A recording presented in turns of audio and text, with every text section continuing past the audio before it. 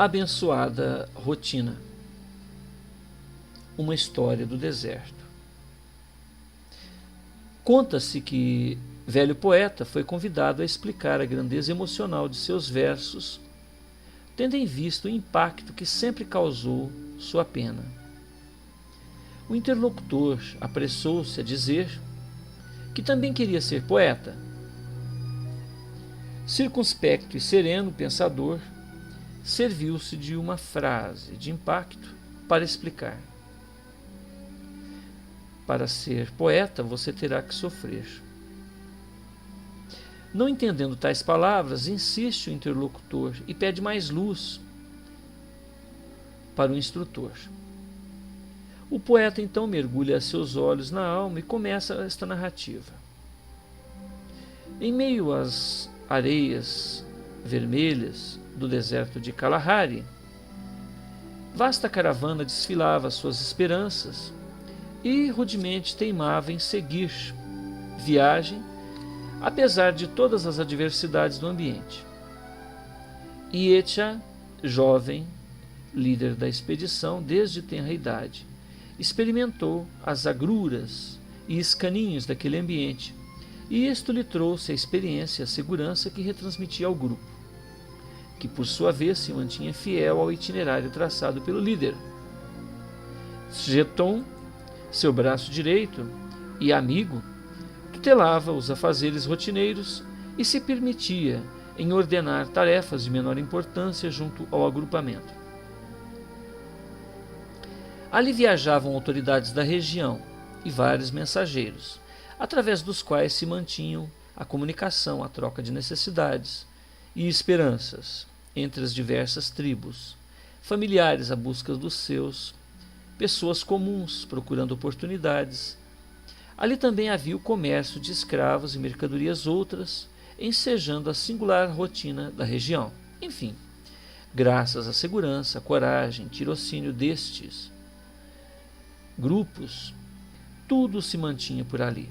Viagem, a meio do caminho, Ietcha foi abordado pelo seu companheiro Sjeton, rapaz austero, jovial e muito prático na solução de inesperados entraves. Versátil no trato com a camaradagem, resolvia as coisas e desvencilhava agravos entre companheiros, entre os caminheiros, de maneira ímpar. Sjeton, acostumado à vida rude, à perda, aprendeu com o tempo a valorizar o momento presente e vivê-lo intensamente, sempre pronto a oferecer o melhor no que faz, apesar dos resultados nem sempre corresponderem às suas expectativas. Dizia ele: da vida se levam as experiências, tudo passa e nada neste chão tem caráter de permanência. Por isso não tema a doença, a adversidade, a traição ou a morte. Mal não haverá em retornar ao local de onde vim após a inação deste corpo. Estarei apenas retornando à minha casa.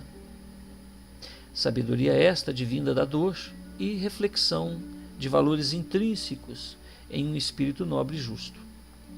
Entendia ele que cada pessoa responderá pelo que incide e faz, inevitavelmente, e que, de sua parte, bastaria viver e conviver da melhor maneira possível. Ietcha, por sua vez, tinha o caráter eminentemente prático e despachado. Na dúvida, não vacilava em eliminar problemas e pessoas de seu convívio. Não oferecia chance à repetição de erros, pois que poderiam ser fatais para a vida na região inóspita em que viviam. Primeiro eu, depois o resto, era o seu princípio, e, a partir dele, meneava observância à honra, a confiabilidade em sua pessoa que lhe norteava as obrigações junto aos seus tutelados. Dependia fundamentalmente da dignidade de seu nome para se manter incólume e apontado como preposto de referência naquele difícil ofício de orientar peregrinos. Seu falar limitava-se diretamente a ordenar: faça isso ou aquilo, sem variar em porquê. tinha um prazer extremado em zelar pela composição rotineira e metódica da expedição. Bastaria um dos animais sair do alinhamento para que seu olhar atento repreendesse seus subalternos. Conduta retilínea em relação ao horário e maneira das refeições. Os principais partícipes da expedição eram os primeiros. Tinham um ar de arrogância em seus atos e hábitos, apenas para manter distância e respeito a quem não deveria dirigir diretamente a palavra. Não se comportava de maneira vulgar, vestia-se irrepreensivelmente e exigia igual conduta de sua equipe. Não se comprometia em palavras impróprias ou impensadas. Dizia ele: o que sai da boca não mais me pertence, como recolher penas levadas pelo vento. O semblante circunspecto e aparentemente ríspido, raras vezes foi visto sorrindo. Ietcha! Gritou Scheton. O dia parecia rotineiro. Os dois amigos ladearam os animais e observaram os nuances da areia, cada qual à sua maneira. Contemplava os miríades matizados pelas dunas. Scheton refletia a respeito da razão divina em criar um ambiente tão inóspito e aparentemente arredio à vida. Por outro lado, na grandeza da vida que logra em qualquer solo. Ietcha acautelava-se quanto aos perigos da estrada e dos equívocos que aquelas areias induzem aos transeuntes incautos.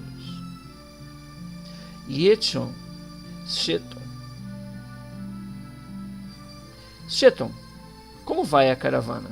Diz Ietcha, rompendo o silêncio oportuno às reflexões. Na rotina, respondeu o companheiro. Repentinamente, um vento forte anunciou tempestade de areia inoportuna. E, imediatamente, Scheton tratou de ordenar à expedição que fosse feita a formação em círculo entre eles e que se acomodassem à praxe da ocasião para que ninguém se perdesse ou algo fosse danificado durante a tormenta. Terminada a adversidade, contou-se a perda de 4 homens, 2 animais e alguns tecidos. Curiosamente, a paisagem se mantinha irrepreensivelmente igual à de antes da chegada do vento. Recomposta a marcha, os 2 companheiros seguem o itinerário, considerando os danos previsíveis, mas não esperados. Outra caravana faz um trajeto perpendicular ao de seu itinerário, e o guia daquela expedição, Mongt, aproxima-se e fala da provável presença de salteadores por aquelas paragens. Agradecido, Ietcha faz a despedida de praxe e continua viagem. Aviso este que foi muito útil, porque algum tempo depois a caravana viu-se acuada por Poutiers, temido assaltante daquelas paragens. Impiedoso por natureza, não se limitava apenas a retirar o patrimônio de suas vítimas, mas, em sua ânsia de domínio, buscava também as vidas. Chegou-se a dizer que aquele que vir a face de Poutiers certamente não verá mais nada. A caravana reduziu-se a 2/3 de seu conjunto inicial. Graças à habilidade estratégica de Ietcha, o grupo ainda pôde superar mais este obstáculo e prosseguir em seu itinerário. Após a refrega, os 2 companheiros prosseguem a peregrinação, ladeando os animais. Curiosos, observam a perenidade no movimento das dunas. Extasiados, com aquela natureza agreste, indiferente a tudo que lhes sucedia na trajetória, e mais ainda com a ferocidade do próprio homem. Instantes se passam e gritos incontidos se ouve no interior de um dos veículos da caravana. Era uma parturiente, Megjet, a esposa de Yetcha. Estava presenteando com o seu primogênito, um varão. O semblante do líder envolveu-se em incontida áurea de felicidade. Abandonando toda a austeridade da praxe, começa a entoar hinos aos céus e agradecer a Alá a dádiva maior de sua vida. Começa a fazer planos para o rebento e antecipa a Cheton.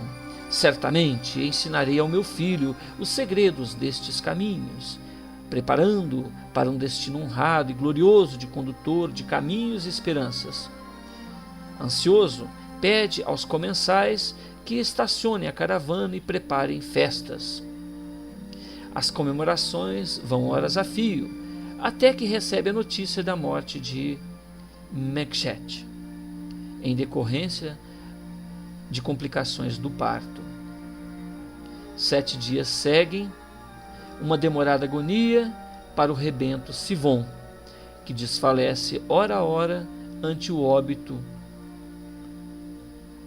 em parte por lhe faltar o leite e cuidados maternos, além do que eram necessárias a resistência física própria daquela viagem em terreno árido e seco, que certamente faltou ao pequeno Sivon.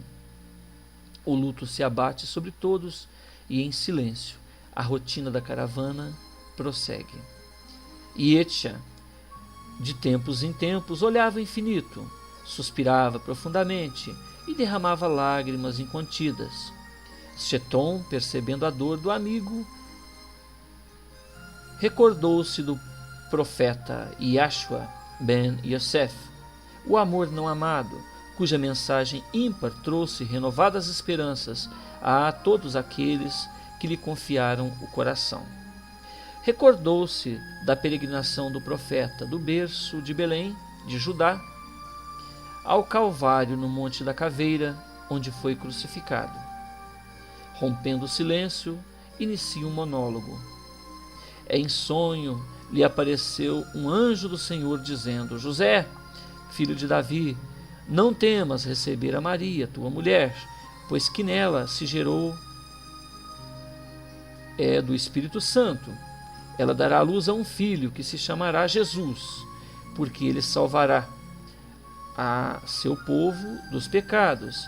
E José, tendo despertado do sono, fez como o anjo do Senhor lhe ordenara, e recebeu sua mulher, e não a conheceu enquanto ela não deu à luz a um filho.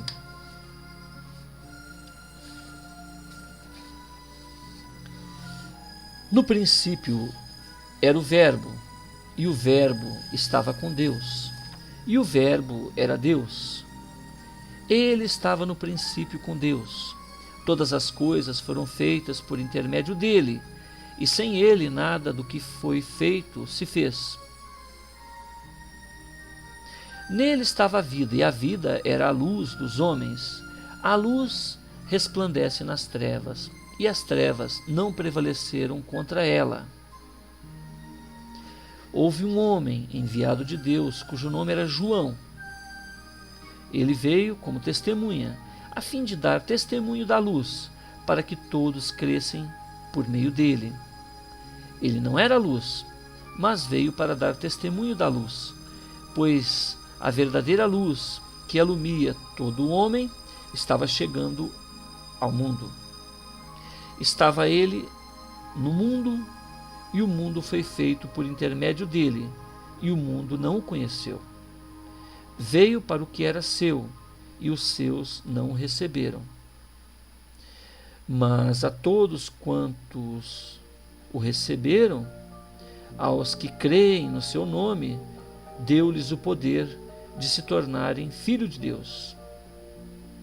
os quais não nasceram do sangue, nem da vontade da carne, nem da vontade do varão, mas de Deus. E o Verbo se fez carne e habitou entre nós, cheio de graça e verdade. E vimos a sua glória como a glória do unigênito Pai.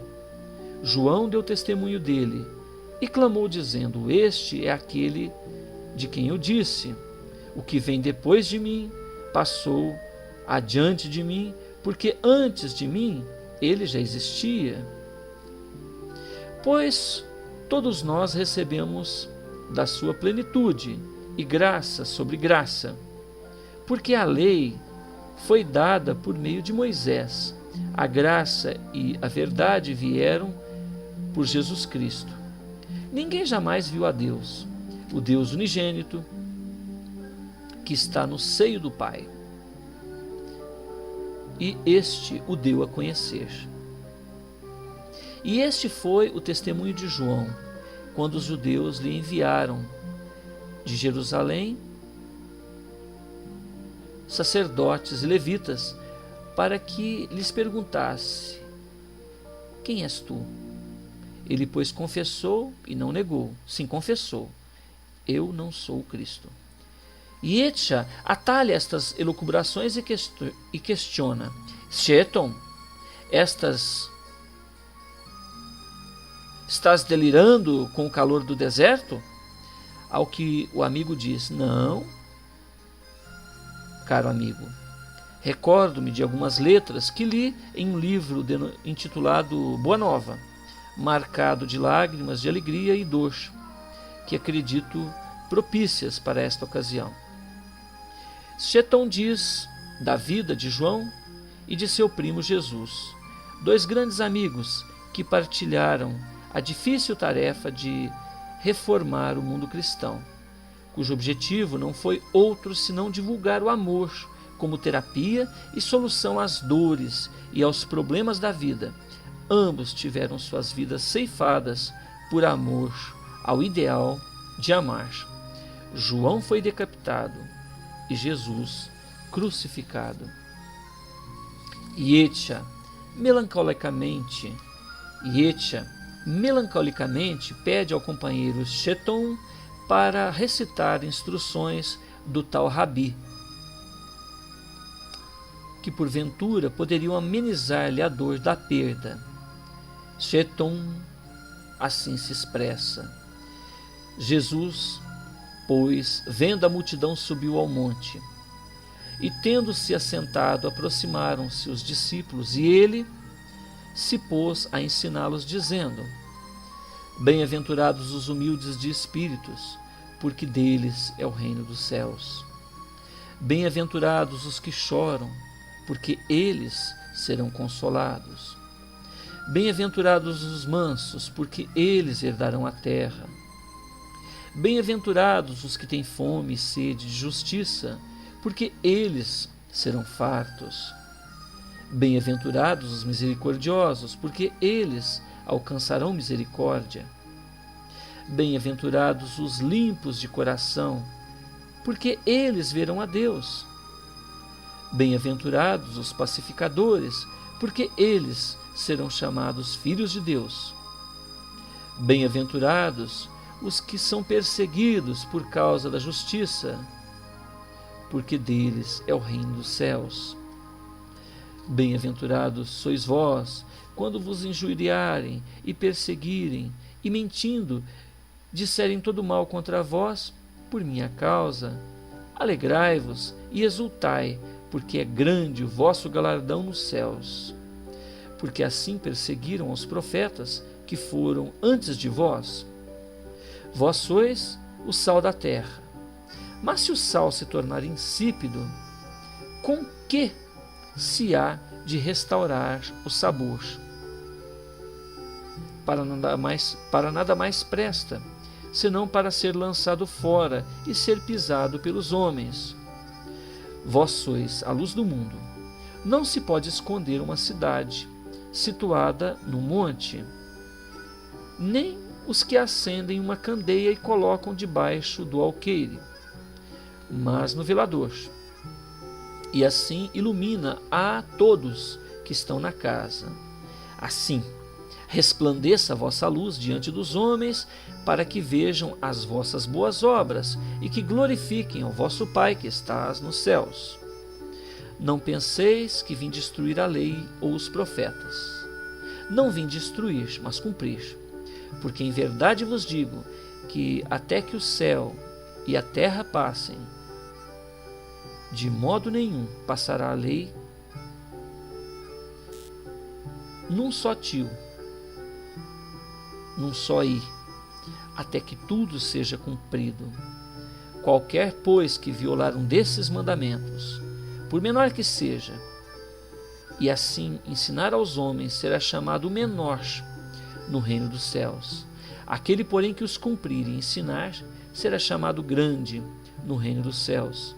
Pois eu vos digo que se a vossa justiça não exceder a dos escribas e fariseus, de modo nenhum entrareis no reino do céu. Ouviste que foi dito aos antigos: não matarás, e quem matar será réu de juízo. Eu, porém, vos digo que todo aquele que se encolerizar contra seu irmão será réu no juízo. E quem disser ao seu irmão raca será réu diante do sinédrio. E quem disser tolo será réu no fogo do inferno. Portanto, se estiveres apresentando a tua oferta no altar, e aí te lembrares de que teu irmão tem alguma coisa contra ti, deixa ali diante do altar a tua oferta e vai reconciliar-te primeiro com teu irmão, e depois vem apresentar a tua oferta. Concilia-te depressa com o teu adversário enquanto estás a caminho com ele, para que não aconteça que o adversário te entregue ao guarda e sejas lançado na prisão. Em verdade te digo que de maneira nenhuma sairás dali enquanto não pagares o último ceitil. Ouviste que foi dito: não adulterarás. Eu, porém, vos digo que todo aquele que olhar para uma mulher para a cobiçar, terá em seu coração cometido adultério com ela. Se o teu olhar direito se faz tropeçar, arranca-o, lança-o de ti, pois se é melhor que te percas um dos membros do que todo o corpo ser lançado no inferno. E se tua mão direita te faz tropeçar, corta e lança de ti, pois é melhor que te percas um dos membros do que vá todo o teu corpo para o inferno. Também foi dito: quem repudiar sua mulher, dê-lhe carta de divórcio. Eu, porém, vos digo que todo aquele que repudiar sua mulher, a não ser por causa de infidelidade, a faz adúltera, e quem casar com a repudiada comete adultério. Outro sim, ouviste que foi dito aos antigos: não jurarás falso, mas cumprirás para com o Senhor os seus juramentos. Eu, porém, vos digo que de maneira nenhuma jureis, nem pelo céu, porque é o trono de Deus, nem pela terra, porque é o escabelo dos teus pés, nem por Jerusalém, porque é a cidade do grande rei. Nem jures pela tua cabeça, porque não podes jurar, porque não podes tornar um cabelo branco ou preto. Seja, porém, vosso falar sim, sim, não, não, pois o que passa daí vem do maligno. Ouviste que foi dito: olho por olho, dente por dente. Eu, porém, vos digo que não resistais ao mal, mas a qualquer que bater na face direita, oferece-lhe também a outra. E ao que quiser pleitear contigo e tirar-lhe a túnica, larga-lhe também a capa. E se qualquer te obrigar a caminhar 1000 passos, vai com ele 2000.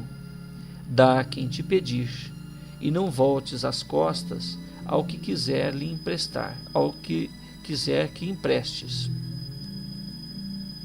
Ouvistes que foi dito: amarás teu próximo e odiarás ao teu inimigo.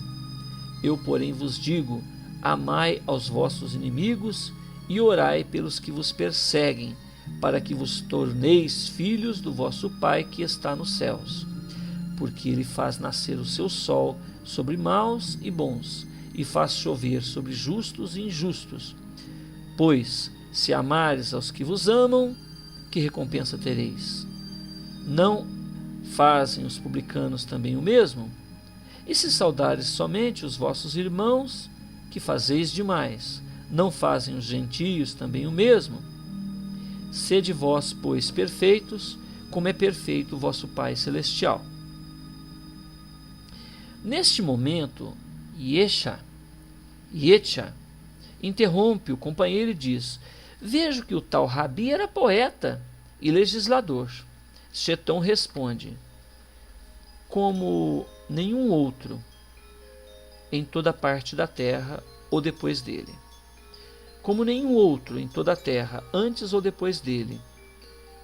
O faiscar das estrelas, o veludo da noite, o raiar de um novo dia, o prazer da amizade sincera, o olhar sincero das crianças, a doçura do ancião, a sinfonia de toda a natureza, os versos mais nobres do belo e do bom.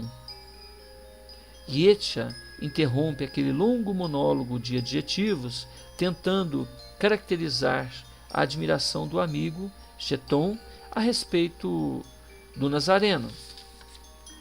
E também confirma sua admiração pela beleza e sabedoria daquele profeta, mas acredita que tais ensinos não passariam de sutilezas poéticas, que jamais ganhariam a ética humana, haja visto a atitude de Postiche. Além do mais, como conciliar esta preocupação quando o próprio Alá ceifa impiedosamente a vida e as esperanças de seus filhos? Cheton intervém e diz: amigo Yetcha, silencia teu verbo, pois estás levantando injúrias contra o Criador. Bem sei que estás com a alma ferida, porém o Senhor da vida tem razões que a nossa incipiência não pode alcançar. Com o profeta Yashua ben Yosef, entre parênteses Jesus, descobri que além da vida, a ressurreição. Não sei a profundidade de tal conceito, porém ele próprio, ao terceiro dia, após sua crucificação, expressou-se em vida além da morte do corpo. O fato até já estava previsto por profetas hebreus. Ele retorna e vem consolar seus seguidores, que já se acreditavam órfãos. Foram cerca de 5 aparições antes de seguir viagem definitiva para de onde estava antes de descer ao chão da terra. Yetcha, curioso, pede maiores informações a respeito do fato. Cheton assim se expressa: e, havendo Jesus concluído todas estas palavras, disse aos seus discípulos: sabeis que daqui a 2 dias é Páscoa, e o Filho do Homem será entregue para ser crucificado. Então os principais sacerdotes e os anciãos do povo se reuniram no pátio da casa do sumo sacerdote, o qual se chamava Caifás, e deliberaram como prender Jesus, a traição e o matar. Mas diziam: não durante a festa, para que não haja tumulto entre o povo. Estando Jesus em Betânia, em casa de Simão, o leproso, aproximou-se dele uma mulher que trazia um vaso de alabastro cheio de bálsamo precioso e lhe o derramou sobre a cabeça, estando ele reclinado à mesa. Quando os discípulos viram isso, indignaram-se e disseram: para que esse desperdício? Pois este bálsamo poderia ser vendido por muito dinheiro, que se lhe daria aos pobres. Jesus, porém, percebendo isso, disse-lhes: por que molestais esta mulher? Pois praticou uma boa ação para comigo. porquanto os homens sempre os tende convosco, mas a mim, porém, nem sempre me tereis. Ora, derramando ela este bálsamo sobre meu corpo, fê-lo a fim de preparar-me para a minha sepultura. Em verdade vos digo, onde quer que for pregado em todo o mundo este evangelho, também ela fez, será contado para a memória sua. Então, um dos 12, chamado Judas Iscariotes, foi ter com os principais sacerdotes e disse: que me quereis dar? Eu vou-lo entregarei. E eles pegaram 30 moedas de prata, e desde então buscava ele oportunidade para o entregar. Ora, no primeiro dia dos pães ázimo, vieram os discípulos a Jesus e perguntaram: onde quereis que façamos os preparativos para comeres a Páscoa? Respondeu ele: ide à cidade a um homem e dizei-lhe: o mestre diz, o meu tempo está próximo, em tua casa celebrarei a Páscoa com os meus discípulos. E os discípulos fizeram como Jesus ordenara e prepararam a Páscoa. Ao anoitecer, reclinou-se à mesa com os 12 discípulos e, enquanto comia, disse: em verdade vos digo que um de vós me trairá. E eles, profundamente constritados, começaram cada um a perguntar: porventura sou eu, Senhor? Respondeu ele: o que mete comigo a mão no prato, este me trairá.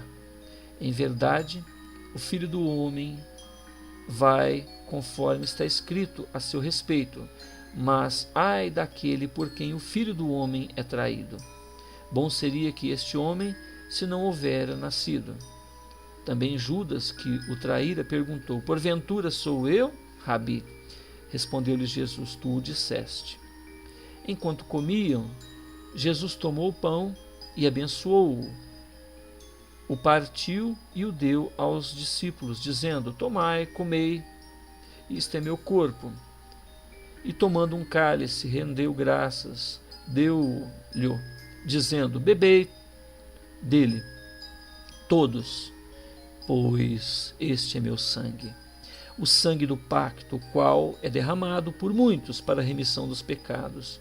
Mas digo-vos que desde agora não mais comereis deste fruto da videira, até aquele dia em que convosco o beba de novo, o reino de meu Pai. E tendo cantado um hino, saíram para o Monte das Oliveiras. Então Jesus lhes disse: todos vós esta noite vos escandalizareis de mim, pois está escrito: ferirei o pastor, e as ovelhas do rebanho se dispersarão. Todavia, depois que eu ressurgir, irei adiante de vós para a Galiléia. Mas Pedro, respondendo, disse-lhe: ainda que todos se escandalizem de ti, eu nunca me escandalizarei. Disse-lhe Jesus: em verdade te digo que esta noite, antes que o galo cante 3 vezes, me negará. Respondeu-lhe Pedro: ainda que me seja necessário morrer contigo, de modo algum te negarei. E o mesmo disseram todos os discípulos. Então Jesus foi com eles a um lugar chamado Getsêmani e disse aos discípulos: sentai-vos aqui enquanto eu vou ali orar. E levando consigo Pedro e 2 filhos de Zebedeu, começou a entristecer-se e angustiar-se. Então lhes disse: a minha alma está triste até a morte. Fica aqui e orai comigo, vigiai. ficai aqui e vigiai comigo. E adiantando-se um pouco, prostrou-se com o rosto na terra e orou, dizendo: Pai, se é possível, passa de mim este cálice. Todavia, não seja como eu quero, mas como tu queres. Voltando aos discípulos, encontrou-os dormindo e disse a Pedro: Nem por uma hora pudestes vigiar comigo? Vigiai e orai, para que não entreis em tentação. O espírito, na verdade, está pronto, mas a carne é fraca. Retirando-se mais uma vez, orou, dizendo: Pai meu, se este cálice não pode passar sem que eu o beba, faça-se a tua vontade. E voltando outra vez, achou-os dormindo, porque seus olhos estavam carregados. Deixando-os novamente, foi orar terceira vez, repetindo as mesmas palavras. Então voltou para os discípulos e disse-lhes: Dormi agora e descansai. Eis chegada a hora.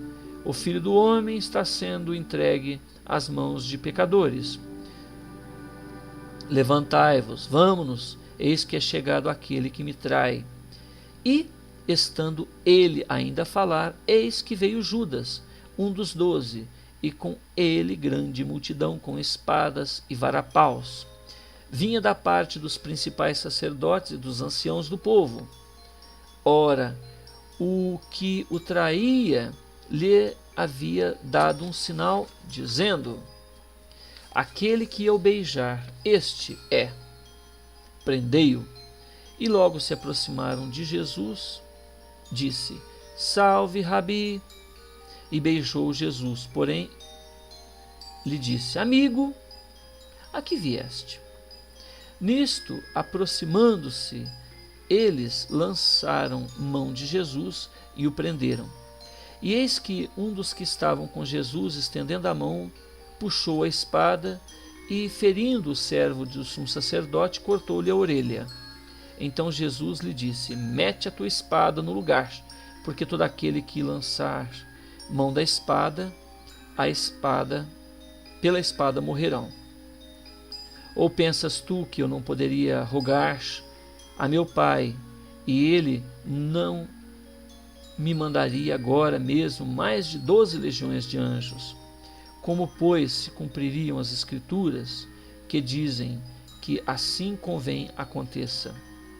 Disse Jesus à multidão naquela hora: Saíste com espadas e varapaus para me prender como um salteador. Todos os dias estava eu sentado no templo, ensinando, e não me prendestes. Mas tudo isso aconteceu para que se cumprissem as Escrituras dos profetas. Então todos os discípulos, deixando-o, fugiram. Aqueles que prenderam a Jesus levaram-no à presença do sumo sacerdote Caifás, onde os escribas e os anciãos estavam reunidos. E Pedro o seguia de longe até o pátio do sumo sacerdote. E entrando, sentou-se entre os guardas para ver o fim.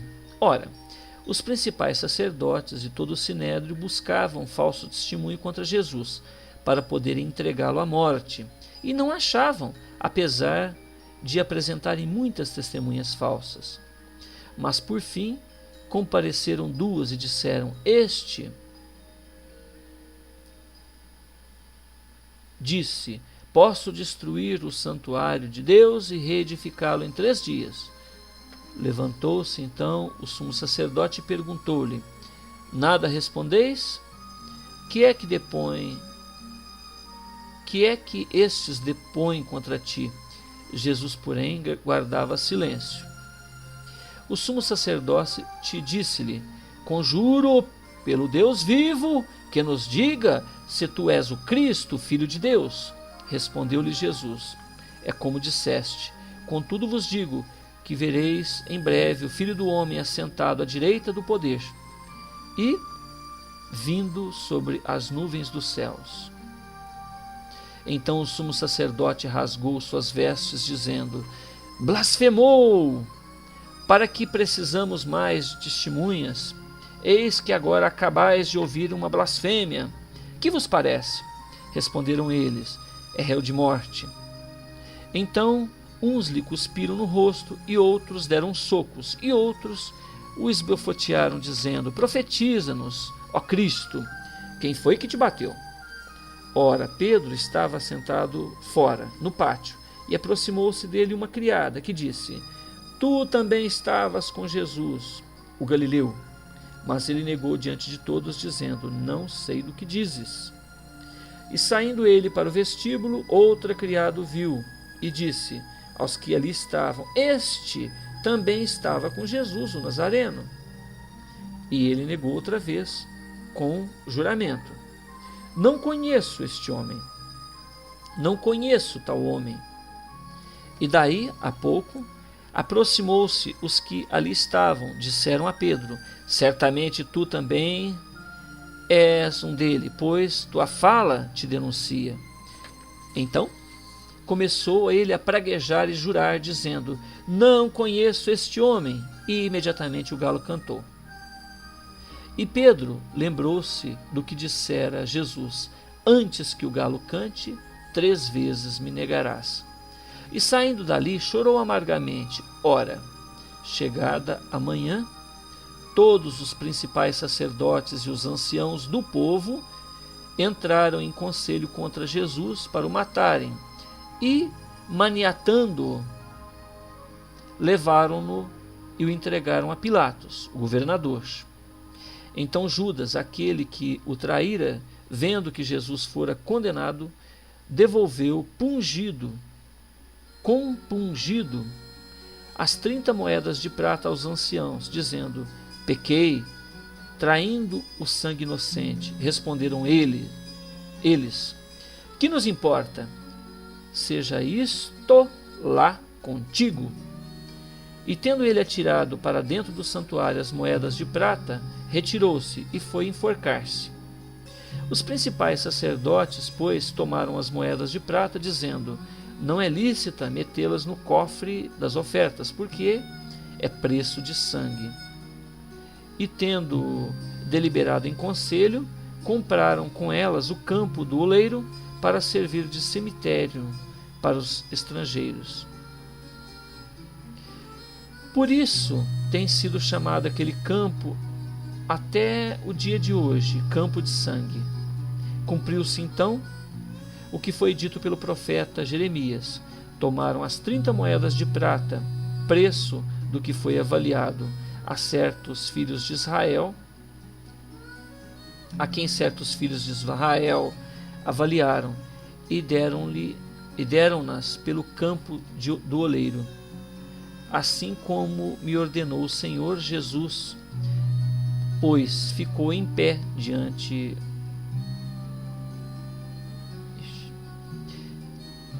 Cumpriu-se então o que foi dito pelo profeta Jeremias: Tomaram as 30 moedas de prata, preço do que foi avaliado, a quem certos filhos de Israel avaliaram, e deram-nas pelo campo do oleiro, assim como me ordenou o Senhor. Jesus, pois, ficou em pé diante do governador, e este lhe perguntou: Tu és o rei dos judeus? Respondeu-lhe Jesus: É como dizes. Mas ao ser acusado pelos principais sacerdotes e pelos anciãos, nada respondeu. Perguntou-lhe então Pilatos: Não ouves quantas coisas testificam contra ti? E Jesus não lhes respondeu a pergunta sequer. De modo que o governador muito se admirava. Ora, por ocasião da festa, costumava o governador soltar um preso, escolhendo o povo aquele que quisesse. Neste tempo tinham um preso notório chamado Barrabás, Yashua bar Abá. Portanto, estando o povo reunido, perguntou-lhes Pilatos: qual quereis que vos solte? Barrabás ou Jesus, chamado Cristo? Pois sabia que por inveja o haviam entregado. E estando ele assentado no tribunal, sua mulher mandou-lhe dizer: não te envolvas na questão desse justo, porque muito sofri hoje em sonho por causa dele. Mas os principais sacerdotes e os anciãos persuadiram a multidão a que dissessem Barrabás e fizeram morrer Jesus. O governador, pois, perguntou-lhes: qual dos dois quereis que eu vos solte? E disseram: Barrabás. Tornou-lhes Pilatos: que farei então de Jesus, que se chama Cristo? Disseram todos: seja crucificado. Pilatos, porém, disse: pois que mal ele fez?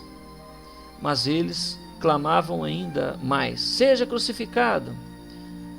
Ao ver Pilatos que nada conseguia, mas pelo contrário, que o tumulto aumentava, mandando trazer água, lavou as mãos diante da multidão, dizendo: sou inocente do sangue deste homem, seja isto lá convosco. E todo o povo respondeu: o seu sangue caia sobre nós e sobre nossos filhos. Então lhe soltou Barrabás. Mas a Jesus mandou açoitar e o entregou para ser crucificado. Nisso, os soldados do governador levaram Jesus ao pretório e reuniram em torno dele toda a corte. E despindo-o, vestiram-lhe um manto escarlate e, tecendo uma coroa de espinhos, puseram-lhe na cabeça e na mão direita uma cana. E ajoelharam-se diante dele, o escarneciam, dizendo: salve o rei dos judeus. E, cuspindo nele, tiraram-lhe a cana e davam-lhe com ela na cabeça. Depois de o terem escarnecido, despiram-lhe o manto, puseram-lhe as suas vestes e levaram-no para ser crucificado. Ao saírem, encontraram um homem sirineu, chamado Simão, a quem obrigaram a levar a cruz de Jesus. Quando chegaram ao lugar chamado Gólgota, que quer dizer lugar da caveira, deram-lhe a beber vinho misturado com fel. Mas ele, provando-o, não quis beber. Então, depois de o crucificarem, repartiram as vestes dele, lançando sortes, para que se cumprisse o que foi dito pelo profeta: repartiram entre si as minhas vestes, e sobre a minha túnica deitaram sortes. E sentados ali o guardavam. Puseram-lhe por cima da cabeça a sua acusação, escrita: este é Jesus, o rei dos judeus. Então foram crucificados com eles 2 salteadores, um à direita, outro à esquerda. E os que iam passando blasfemavam dele, meneando a cabeça, dizendo: tu que destróis o santuário em 3 dias e o reedificas, salva-te mesmo, salva-te a ti mesmo. Se és filho de Deus, desce da cruz. De igual modo também os principais sacerdotes, os escribas e anciãos, escarnecendo, diziam: a outros salvou, a ti mesmo não pode salvar. Rei de Israel é ele, desça agora da cruz e creremos nele. Confiou em Deus, livra-o ele agora, se lhe quer bem, porque disse: sou filho de Deus. O mesmo lhe lançaram em rosto também os salteadores que com ele foram crucificados. E desde a hora sexta houve trevas sobre toda a terra até a hora 9. Cerca da hora 9, bradou Jesus em alta voz, dizendo: Eli, Eli, lama sabactani. Isto é: Deus meu, por que me desamparaste? Alguns dos que ali estavam ouvindo disseram: ele chama por Elias. E logo correu um deles, tomou uma esponja, ensopou-a em vinagre, pondo-a numa cana, dava-lhe de beber. E outros, porém, disseram: deixa, vejamos se Elias vem salvá-lo. De novo bradou Jesus com grande voz e entregou o Espírito. E eis que o véu do santuário se rasgou em dois, de baixo a alto, de alto a baixo, melhor dizendo. A terra tremeu, as pedras se fenderam, os sepulcros se abriram e muitos corpos de santos que tinham dormido foram ressuscitados. E saindo dos sepulcros, depois da ressurreição dele, entraram na cidade santa e apareceram a muitos. Ora, o centurião e os que com ele guardavam Jesus, vendo o terremoto e as coisas que aconteciam, tiveram grande temor e disseram: verdadeiramente, este era o Filho de Deus. Também estavam ali, olhando de longe, muitas mulheres que tinham seguido Jesus desde a Galiléia para o ouvir, entre as quais se achavam Maria Madalena, Maria, mãe de Tiago e de José, e a mãe dos filhos de Zebedeu. Ao cair da tarde, veio um homem rico de Arimateia, chamado José, que também era discípulo de Jesus. Este foi a Pilatos e pediu o corpo de Jesus. Então Pilatos mandou que lhe fosse entregue. E José, tomando o corpo, envolveu-o num pano limpo de linho, depositou-o no seu sepulcro novo, que havia aberto em uma rocha, e, rodando uma grande pedra para a porta do sepulcro, retirou-se. Mas achavam-se ali Maria Madalena e a outra Maria sentadas defronte ao sepulcro.